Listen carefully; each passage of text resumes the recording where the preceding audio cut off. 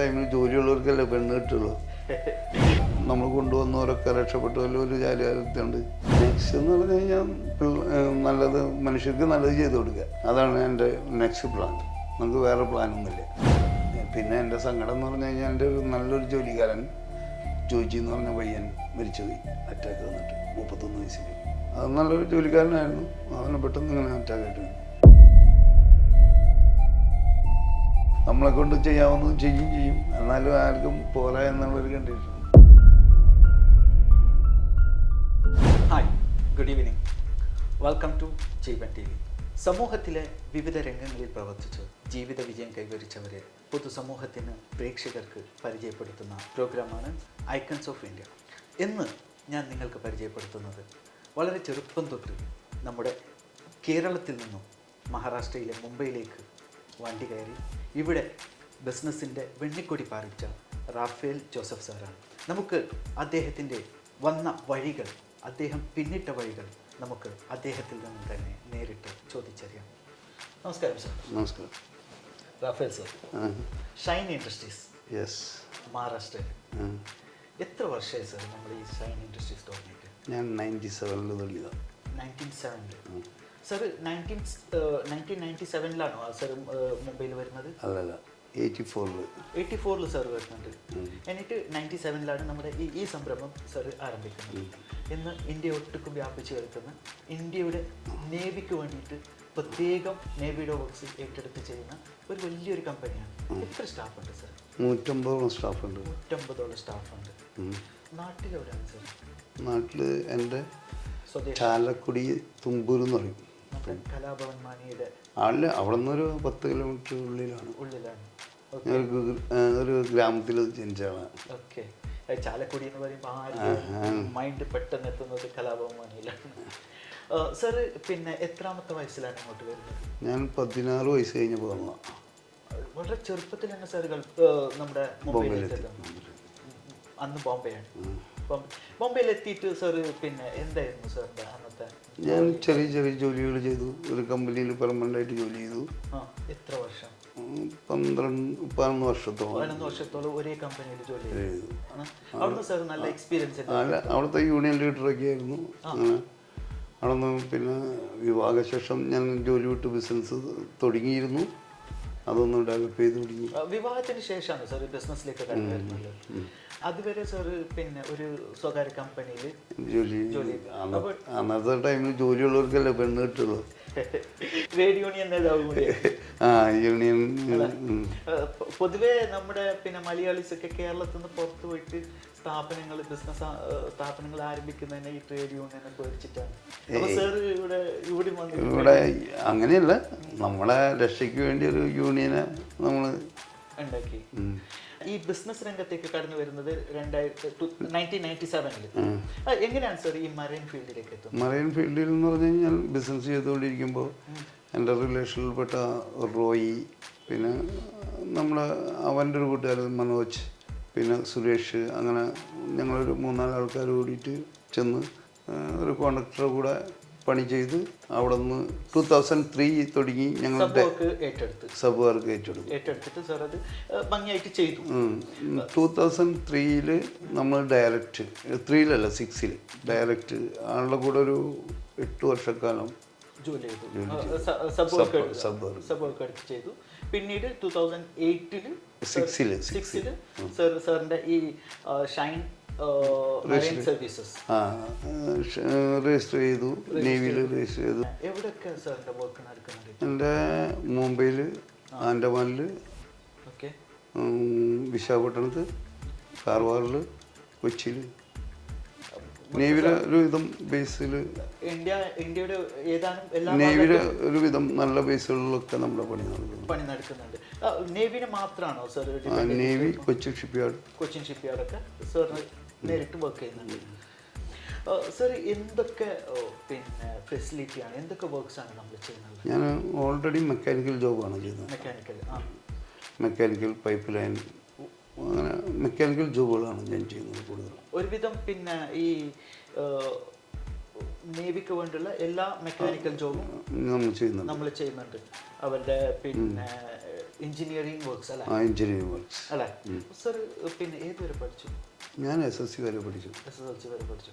പിന്നെ സർ എങ്ങനെയാണ് ഇത്രയും? ഞാൻ ജോലി ചെയ്ത എക്സ്പീരിയൻസ് ഉണ്ടായിരുന്നു. കമ്പനിയിൽ ജോലി ചെയ്ത് ഞാൻ മിഷനറി ജോബ് ചെയ്തുകൊണ്ടിരുന്ന വ്യക്തിയായിരുന്നു. അവിടെ നിന്നുള്ള എക്സ്പീരിയൻസ് വെച്ച് നേവിയിൽ കയറി, നേവിയിൽ ചെന്ന് പിന്നെ അവിടെ നിന്നുള്ള എക്സ്പീരിയൻസ് വെച്ച് ഇപ്പം ഈ ലെവലിലെത്തി. സാറിൻ്റെ ജീവിതത്തിൽ സാർ ഇപ്പം പിന്നെ ആദ്യം ജോലി ചെയ്യുന്നു, പിന്നീട് ബിസിനസ് രംഗത്തേക്ക് കടന്നു വരുന്നു. ഇന്ന് 150ഓളം സ്റ്റാഫുകളുള്ള ഒരു വലിയൊരു കമ്പനീനെ സാർ മുമ്പോട്ട് കൊണ്ടുപോകുന്നുണ്ട്. അപ്പോൾ സാറിൻ്റെ ജീവിതത്തിൽ ഒരുപാട് അപ്പ് ആൻഡ് ഡൗൺസ് ഒക്കെ ഉണ്ടായിട്ടുണ്ട് അല്ലേ? ആ സമയത്തൊക്കെ സാറിൻ്റെ കുടുംബം എൻ്റെ കുടുംബം എന്നെ ഭയങ്കര സപ്പോർട്ടായിരുന്നു. ഭാര്യ മക്കള് എല്ലാവരും നല്ല സപ്പോർട്ടായിരുന്നു. അവിടെ പിന്തുണ സാറിന് ഉണ്ടായിരുന്നു. പിന്നെ നമ്മളെ പല കൂട്ടുകാരന്മാരും നമ്മളെ സഹായിച്ചുകൊണ്ടിരുന്നു. നാട്ടിലല്ല, ഇവിടെയുള്ള വളരെ നല്ല കൂട്ടുകാരന്മാരുണ്ട് ഇപ്പോഴും. സാറിൻ്റെ ഭാര്യയുടെ പേര് ലാലി. എത്ര മക്കളാണ് സാർ? 2. ഈ ലാലി പിന്നെ നമ്മുടെ തൃശ്ശൂരാണുള്ള മക്കളെ പേരൊക്കെ? അഞ്ജന റാഫേൽ, ആൽവിൻ റാഫേൽ. അതെ. സാറിന്റെ മക്കള് സാറിന്റെ ബിസിനസ്സിൽ ഇപ്പം മോൻ ഓൾറെഡി ബിസിനസ്സിൽ ഈ സഹായിക്കുന്നുണ്ട്. മകള് കല്യാണം കഴിഞ്ഞു. സാർ പിന്നെ നമ്മുടെ ഈ ബിസിനസ് രംഗത്ത് വിലയിരുത്തുന്ന ആളുകളൊക്കെ മെയിൻലി കോവിഡിന് മുമ്പ് കോവിഡിന് ശേഷം എന്ന ഒരു യുഗം പോലെയാണ്, ഇതായിട്ടാണ് കാണുന്നുള്ളത്. സാറിന് എങ്ങനെ തോന്നുന്നു ഈ വ്യത്യാസം? എനിക്ക് കോവിഡിന് സമയത്ത് വലിയ പ്രശ്നങ്ങളൊന്നും ഇല്ലാതെ പോയിരുന്നു. ഞങ്ങൾ നേവിയിലെ വർക്കാണ്, അർജൻറ്റ് വർക്കാണ്. ഞങ്ങളുടെ വർക്കേഴ്സിനും ഞങ്ങൾക്കൊക്കെ അവിടേക്ക് പോകാനും നേവിയിലേക്ക് പോകാനും എല്ലാ സാഹചര്യവും ഉണ്ടായിരുന്നു. സാറിന് അതിനുള്ള പിന്നെ പാസ് ഉണ്ടായിരുന്നു. അല്ലേ? ആ പാസിൽ ഇന്ത്യ ഒട്ടുക്കും സഞ്ചരിക്കാൻ പറ്റും? ഇന്ത്യ ഒട്ടുക്കും എന്ന് പറഞ്ഞു കഴിഞ്ഞാൽ നമുക്ക് നേവി നമ്മുടെ എവിടെയൊക്കെ പണി നടക്കുന്നതെന്ന് വെച്ച് കഴിഞ്ഞാൽ അവിടെയൊക്കെ പോയിരുന്നു. അപ്പോൾ സാർ നാട്ടിൽ വന്നിരുന്നു. ഞാൻ 4-5 മാസക്കാലം നാട്ടിലുണ്ടായിരുന്നു. പിന്നെ നമ്മുടെ സ്ഥാപനം അന്ന് നടന്നിരുന്നു. സാർ നേരത്തെ പറഞ്ഞു പിന്നെ കോവിഡിന്റെ സമയത്ത് എനിക്ക് വീട് വെച്ച് അല്ല, നാട്ടിൽ ചെന്നപ്പോൾ അങ്ങനെ എല്ലാവരുടെയും നമ്മളെ അയൽക്കാരൊക്കെ നമ്മളെ സ്വന്തം എന്ന് വിചാരിച്ചിരുന്നു. അന്ന് എല്ലാവരും സ്വന്തം അല്ല എന്നും വിചാരിച്ചു. അപ്പൊ നമ്മുടേതായ ഒരു ബോംബെ വന്നു എന്ന് പറയുമ്പോഴേക്കും എല്ലാവരും പേടിയാണ്. റോട്ടിൽ കൂടെ പോവില്ല, ബാക്കിൽ കൂടെ പോവില്ല. അപ്പം നമ്മൾ മനസ്സിലാക്കി ആപത്ത് വരുമ്പോൾ ആരും ഇല്ല എന്നുള്ളത്. സാറിന്റെ പിന്നെ എന്താണ് ഫ്യൂച്ചർ പ്ലാൻ ഈ നമ്മുടെ ഷൈൻ ഇൻഡസ്ട്രീസിനെ എങ്ങനെ? അല്ല, നേവിയിൽ ഇങ്ങനെ പണി നടക്കണം, മോനെ ഒരു സെറ്റപ്പ് ആക്കണം. അതേപോലെ നമ്മളെ കൂടെ 20-25 വർഷമായിട്ട് ജോലി ചെയ്യുന്ന 2-3 പേരുണ്ട് ഓൾറെഡി. അവരൊക്കെ ഒരു നല്ല എൻ്റെ വർക്കേഴ്സ് എന്ന് പറഞ്ഞു കഴിഞ്ഞാൽ വളരെ പഴയ വർക്കേഴ്സാണ്. അവരൊക്കെ ഒരു സെറ്റപ്പ് ആവണം. അല്ല, അത് ഏതൊരു സ്ഥാപനത്തിൻ്റെയും ബാക്ക് ബോൺ എന്ന് പറയുന്നത് വർക്കേഴ്സാണ് അല്ലേ? അവരുടെ പിന്തുണ ഉണ്ടെങ്കിലേ നമുക്ക് മുമ്പോട്ട് പോകാൻ പറ്റും. അപ്പം ഈ 25 വർഷമെല്ലാം ഒരാൾ ഒരു കമ്പനിയിൽ വർക്ക് ചെയ്യുന്നുണ്ടെന്ന് പറഞ്ഞെങ്കിൽ അവരെ കമ്പനിയും അങ്ങോട്ട് അത്രത്തോളം കെയർ ചെയ്യുന്നുണ്ട്, അവർക്ക് വേണ്ടി സപ്പോർട്ട് ചെയ്യുന്നുണ്ട് എന്നത് കെയർ നമ്മൾ ചെയ്യുന്നത് പോരാ എന്നുള്ളതാണ്. നമ്മളെ മനസ്സുകൊണ്ടല്ലേ നമുക്ക് തുറന്നു കാണിക്കാൻ പറ്റില്ലല്ലോ. അവർ വിചാരിക്കും നമ്മൾ കെയർ ചെയ്യുന്നില്ല എന്ന്. നമ്മൾ സത്യത്തിൽ അവരെ കെയർ ചെയ്യുന്നുണ്ട്. അവരുടെ വിചാരം നമ്മൾ കെയർ ചെയ്യുന്നില്ല. അവർക്കും കൂടി എന്തെങ്കിലും ഒരു സെറ്റപ്പ് ചെയ്ത് കൊടുക്കണം. അല്ല, അങ്ങനെയാണ്. ഇപ്പോൾ നമ്മുടെ പഴയ ആൾക്കാർക്കൊക്കെ മക്കൾ പഠിപ്പ് കഴിയാറായി, അങ്ങനെ നടക്കുന്നു. ഈ കമ്പനി കൊണ്ടാണല്ലോ ഇതൊക്കെ ഉണ്ടായത്. മുംബൈയിൽ ഇപ്പം പിന്നെ 2 ഓഫീസ് ഉണ്ട് അല്ലേ? 2 ഓഫീസുണ്ട്. അതേപോലെ നമ്മുടെ കൊച്ചിയിലുണ്ട്. ഈ 3 കൂടിയിട്ടാണ് നമുക്ക് 150ഓളം സ്റ്റാഫ്. 150 സ്റ്റാഫ് എന്ന് പറഞ്ഞു കഴിഞ്ഞാൽ എല്ലാവരും ജോലിക്കാരാണ്. ഇവിടെ സ്റ്റാഫ് ഓഫീസ് സ്റ്റാഫ് 7-8 പേര്. അതല്ല, അതായത് വർക്കേഴ്സ് അല്ലേ? നമ്മുടെ പിന്നെ നമ്മുടെ സ്വഭാവം, നമ്മുടെ ജീവിത രീതി, ഇതൊക്കെ പിന്നെ രൂപപ്പെടുത്തിയെടുക്കുന്നതിൽ നമ്മുടെ മാതാപിതാക്കൾക്കുള്ള പങ്ക് വളരെ വലുതാണ്. അവരുടെ സ്വാധീനത്തോളം ഉണ്ടായിട്ടുണ്ട്. ഞാൻ എൻ്റെ അമ്മയാണ് എന്നെ കൂടുതലും വളർത്തിയതും ഇത് ചെയ്തതൊക്കെ. വീട്ടിലെ ബുദ്ധിമുട്ടുകൊണ്ടാണല്ലോ നമ്മൾ ബോംബെക്ക് വന്നത്. ബോംബെയിൽ നാട്ടിൽ കാശുള്ളവരാരും ബോംബെയിൽ വരാറില്ലേ?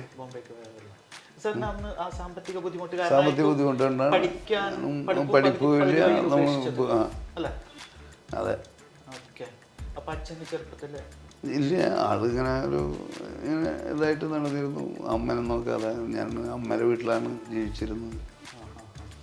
അപ്പം പിന്നെ ആ ഒരു അന്നത്തെ വീടിന്റെ അവസ്ഥയും ആ സാമ്പത്തിക എനിക്ക് 4 പെങ്ങന്മാരാണുള്ളത്. ഓക്കെ. അതിൽ 3 കല്യാണം അന്ന് കഴിഞ്ഞില്ല. ഞാൻ പോരും പോകും. ആ സിറ്റുവേഷനിലാണ് നമ്മൾ അങ്ങോട്ട് വരുന്നത്. അപ്പോൾ എങ്ങനെയെങ്കിലും കുടുംബത്തിനെ കരകയറ്റണം എല്ലാവരുടെയും കല്യാണം കഴിഞ്ഞു. ആഗ്രഹം കൊണ്ട് സാർ അവിടുന്ന് വണ്ടി കയറുന്നുണ്ട്. അത് സാറിനെ കൊണ്ട് ചെയ്യാൻ പറ്റുന്നുണ്ട്. അതാണ് നമ്മുടെ എപ്പോഴും. അതല്ല, നമ്മുടെ നാട്ടിലുള്ള ഇഷ്ടം, നമ്മുടെ കൂടെ വന്നവരും നമ്മൾ കൊണ്ടുവന്നവരൊക്കെ രക്ഷപ്പെട്ടു. ഒരു ജാലികാലത്തുണ്ട് സാറിന്റെ. പിന്നെ ഇപ്പം ഈ ബിസിനസ് അല്ലാതെ സാമൂഹിക സാംസ്കാരിക ഞാൻ എല്ലാ സ്ഥലത്തും ആരും എന്ത് ഇതുണ്ടെങ്കിലും നമുക്ക് ഹെൽപ്പ് ഉണ്ടെങ്കിലും ഞാൻ പോയിരിക്കും. ഇവിടെ പിന്നെ നമ്മളെ പള്ളിയായാലും നമ്മളെ ഏത് സമാജങ്ങളായാലും എന്തായാലും നമ്മൾ സഹകരിക്കാറുണ്ട്, സഹകരിച്ച പോവാറ്. അതുപോലെ പിന്നെ ഈ കോവിഡിന്റെ സമയത്തൊക്കെ ഇവിടെ ബുദ്ധിമുട്ടുന്ന പിന്നെ സഹായിക്കാൻ പറ്റിയിട്ടുണ്ട് മലയാളികളെ. അതെല്ലാം വലിയ കാര്യം. സഹായിക്കാൻ പറ്റുക എല്ലാവർക്കും. ചില ആളുകൾക്ക് സൗകര്യമുള്ളവർക്ക് സഹായിക്കാനുള്ള മനസ്സുണ്ടാവണം. പക്ഷെ മനസ്സുള്ളവർക്ക് നമുക്ക് അത് ചെയ്യാൻ പറ്റാത്ത വലിയൊരു ദൈവം ചെയ്യുന്ന ഒരു കാരുണ്യാണ്. അത് സാറിന് ഉണ്ടായിട്ടുണ്ടെങ്കിൽ അത് വളരെ ഒരു സാറിന് മുമ്പോട്ടുള്ള യാത്രയിൽ അത് സാറിന് വലിയ ഗുണമായിട്ട് തിരിച്ചെത്തുകയും ചെയ്യും. അല്ല, അങ്ങനെയല്ല സാർ, നമ്മൾ വിശ്വാസം ഗുണമാണല്ലോ നമുക്ക്. നമ്മൾ നല്ലത് ചെയ്തതുകൊണ്ടാണല്ലോ ദൈവം നമ്മൾ എങ്ങനെയാക്കിയത്. അതെ സാറിന്. പിന്നെ ഇപ്പം ഈ ബിസിനസ് രംഗത്തേക്ക് ഇപ്പം ഒരുപാട് ആളുകൾ യങ് ജനറേഷൻ കടന്നു വരാൻ ആഗ്രഹിക്കുന്നുണ്ട്. അവർക്ക് കൊടുക്കാനുള്ള ഉപദേശം എന്താണ് സാർ? അവരൊരിക്കലും കഷ്ടപ്പാട് ചെയ്യാനുള്ള, നമ്മളൊക്കെ കഷ്ടപ്പെട്ട് നമ്മൾ 8:30 പോയിട്ട് രാത്രി 11 മണിക്ക് തിരിച്ചു വരാറ്. നമ്മൾ അങ്ങനെയാണ് കഷ്ടപ്പെട്ടത്. ഇപ്പോഴത്തെ പിള്ളേർക്ക് അതിനൊന്നും സമയമില്ല കഷ്ടപ്പെടാനുള്ളത്. 8 മണിക്കൂർ എങ്ങനെയെങ്കിലും ഡ്യൂട്ടി അവസാനിപ്പിക്കാൻ പോവാ. ഷോർട്ട് കട്ടിൽ പൈസ ഉണ്ടാക്കുന്നു. ആർക്കും പിന്നെ മെനക്കെടുക്കാനുള്ള ഇതില്ല, മനസ്സില്ല. അപ്പം പിന്നെ നമ്മൾ ഹാർഡ് വർക്ക് ചെയ്യാൻ നമ്മൾ യങ്സ്റ്റേഴ്സിന് ഇപ്പം ഇല്ല. അത് എൻ്റെ മോനായാലും ആരുടെ കുട്ടികളായാലും. അപ്പം പിന്നെ അവരോട് പറയാനുള്ളത് ഹാർഡ് വർക്ക് ചെയ്യുക, പഞ്ച്വാലിറ്റി ചെയ്യുക. അതാണ് ഏറ്റവും വലിയ ആവശ്യം.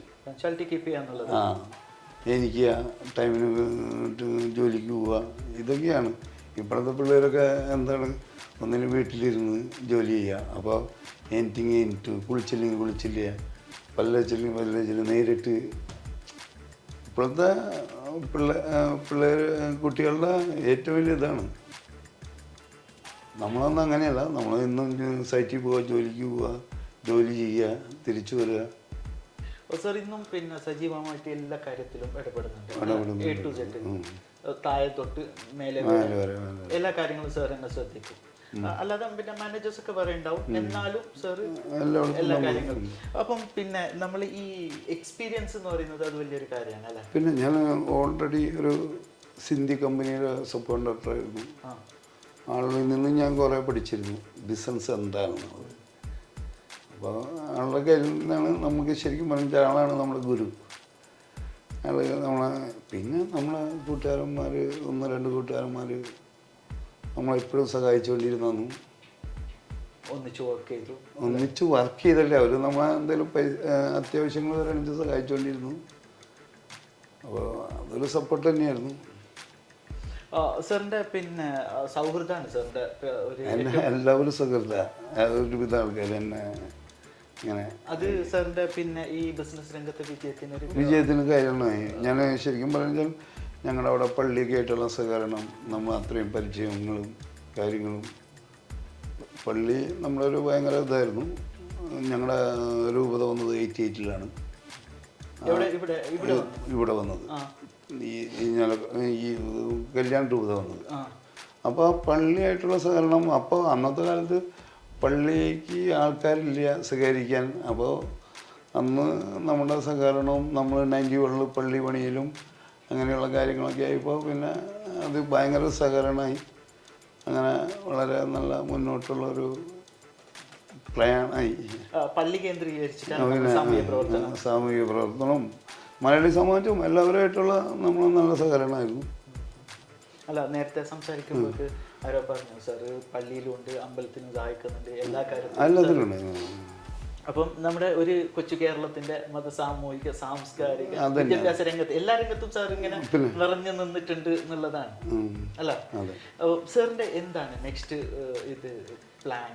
നെക്സ്റ്റ് എന്ന് പറഞ്ഞു കഴിഞ്ഞാൽ നല്ലത് മനുഷ്യർക്ക് നല്ലത് ചെയ്തു കൊടുക്കുക. അതാണ് എൻ്റെ നെക്സ്റ്റ് പ്ലാൻ. നമുക്ക് വേറെ പ്ലാനൊന്നുമില്ല. നല്ലത് ചെയ്യുക, നല്ലത് ചെയ്യിപ്പിക്കുക. നമ്മുടെ ഷൈൻ ഇൻഡസ്ട്രീസിനെ ഇങ്ങോട്ട് കൊണ്ടുപോകാൻ എൻ്റെ മോൻ എൻ്റെ കൂടെ ഉണ്ട്.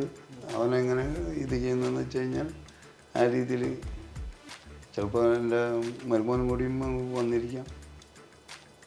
അത് ഒരു മാനേജറായിട്ട് അങ്ങനെ ഒരു ഗ്രൂപ്പായിട്ട് കൊണ്ടുപോകാൻ താല്പര്യമുണ്ട്. അല്ലേ സാർ? മകൻ്റെ പേര് പറഞ്ഞു നേരത്തെ, ആൽവിൻ. ആൽവിൻ അല്ല, മകളുടെ പേര് അഞ്ജന. അഞ്ജന. രണ്ടുപേരും മുംബൈ തന്നെയാണ്? മുംബൈയിൽ തന്നെ. മുംബൈയിൽ തന്നെ.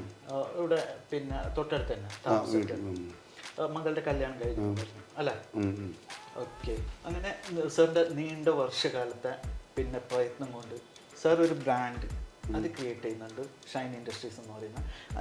അത് ഇന്ന് പിന്നെ വളരെ നല്ല രീതിയിൽ അറിയപ്പെടുന്ന ഒരു മഹാരാഷ്ട്രയിലെ എന്നല്ല ഇന്ത്യയിലെ തന്നെ ഒരു അറിയപ്പെടുന്ന ബ്രാൻഡായിട്ട് മാറി. സാറിന് ഇതിൽ ആരോടൊക്കെയാണ് കടപ്പാട്? എൻ്റെ ജോലിക്കാരാണ് എനിക്ക് ഏറ്റവും വലിയ കടപ്പാട്. അവർ ജോലി ചെയ്തില്ലെങ്കിൽ ഞാൻ മുന്നോട്ട് വരില്ലായിരുന്നല്ലോ. അവരോടാണ് കടപ്പെട്ടിരിക്കുന്നത്. ഇപ്പോൾ പേര് പറയാൻ പറ്റില്ലല്ലോ, അങ്ങനെ ഒരുപാട് ആൾക്കാരുണ്ടല്ലോ. പിന്നെ എൻ്റെ സങ്കടം എന്ന് പറഞ്ഞു കഴിഞ്ഞാൽ എൻ്റെ ഒരു നല്ലൊരു ജോലിക്കാരൻ ജോയിച്ചി എന്ന് പറഞ്ഞ പയ്യൻ മരിച്ചുപോയി, അറ്റാക്ക് വന്നിട്ട് 31 വയസ്സിൽ. അത് നല്ലൊരു ജോലിക്കാരനായിരുന്നു. അവനെ പെട്ടെന്ന് ഇങ്ങനെ അറ്റാക്കായിട്ട് വന്നു. പിന്നെ എൻ്റെ ജോലിക്കാരാണ് എന്നെ ഏറ്റവും വലിയ ഇതിലേക്ക് കൊണ്ടുവരുന്നത്. അവരുടെ ആ ഒരു സപ്പോർട്ട് അത് സാറിൻ്റെ പിന്നെ കമ്പനീനെ മുമ്പോട്ട് നയിക്കാൻ സാറിന് എളുപ്പമാക്കി. തിരിച്ചും സാർ അങ്ങോട്ട് തന്നെ അവർക്ക് സപ്പോർട്ടും ചെയ്തു കൊടുക്കുന്നുണ്ട്. സ്വാഭാവികമല്ലേ? എന്നാലും ചെയ്തു കൊടുത്താലും ആർക്കും പോരാ എന്നുള്ളതാണ്. നമ്മളെന്ത് ചെയ്യാൻ പറ്റും? നമ്മുടെ മനസ്സുകൊണ്ട് നമ്മളെല്ലാവർക്കും ചെയ്യാം എന്ന് വിചാരിക്കും. എല്ലാവരും നമ്മളെ കൊണ്ട് ചെയ്യാവുന്നതും ചെയ്യും. എന്നാലും ആർക്കും പോരാ എന്നുള്ളൊരു കണ്ടിട്ടുണ്ട്. ഓക്കെ. സാറിൻ്റെ പിന്നെ തിരക്ക് പിടിച്ച ഈ ജീവിതത്തിനിടയിൽ സാറ് ജീവൻ ടി വിക്ക് ഇത്ര സമയം അനുവദിച്ചത് സാറിനുള്ള ജീവൻ ടി വിയുടെ കടപ്പാട് അറിയിക്കുന്നു. നന്ദി, നമസ്കാരം. Okay, thank you.